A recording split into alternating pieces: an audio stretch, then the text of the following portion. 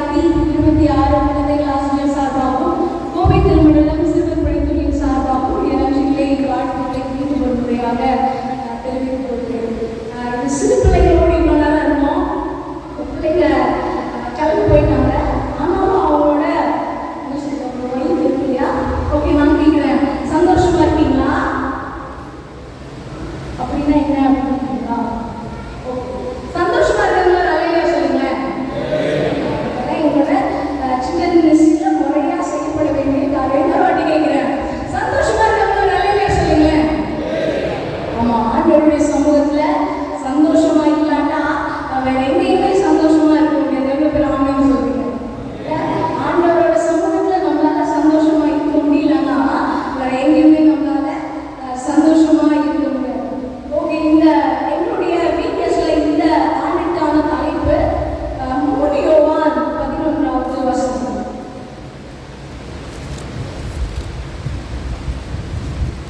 Okay, நான் சொல்றேன் 3 யோவான் 11 நன்மையானதை பின்பற்று அப்படிங்கிற வாக்கியம் தான் என்னுடைய வீடியோஸுக்கான தலைப்பு.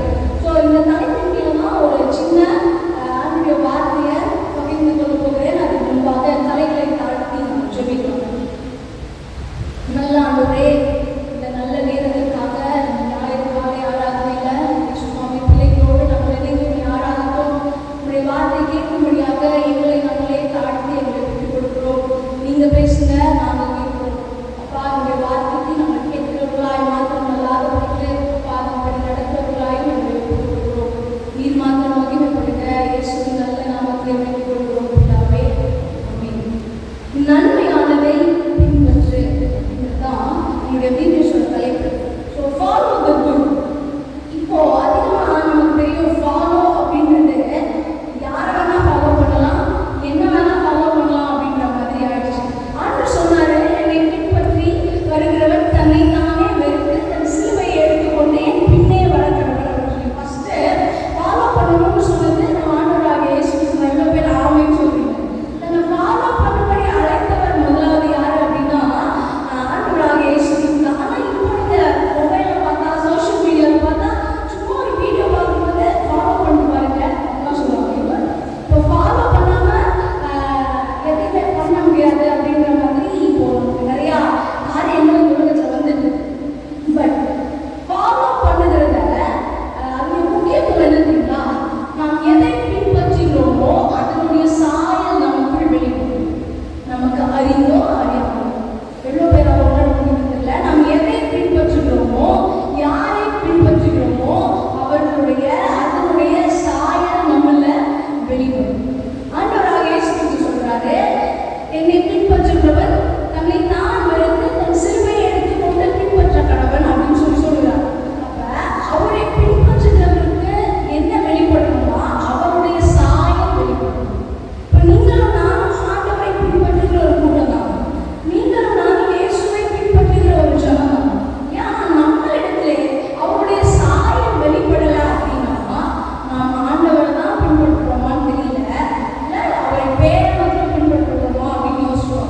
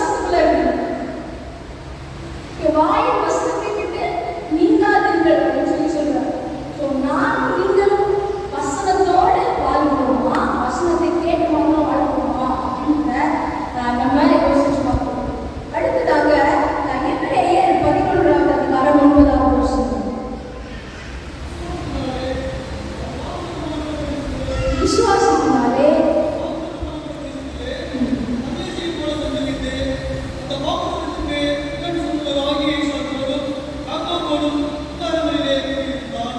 அவர் எப்படி இருந்தாராம்? விசுவாசத்தினாலே அவன் வாக்குத்தத்தம் பண்ணப்பட்ட தேசத்திலே பரதேசி போல சஞ்சரித்து அவர் அந்த ஆபிரகாம் அப்படி ஆலையிலே முன்னாடி வசனத்தை படிச்சோம். ஆதியாகமத்துல அவருடைய ஆஸ்தி பூமி தாங்கிக் கொள்ளாததான் இருந்தது. ஆனால் ஆண்டவரை பின்பற்ற துணிந்த அவர் ஒரு காலத்துல அவர் சொல்றாரு, வசனம் சொல்லுது, அவர் பரதேசி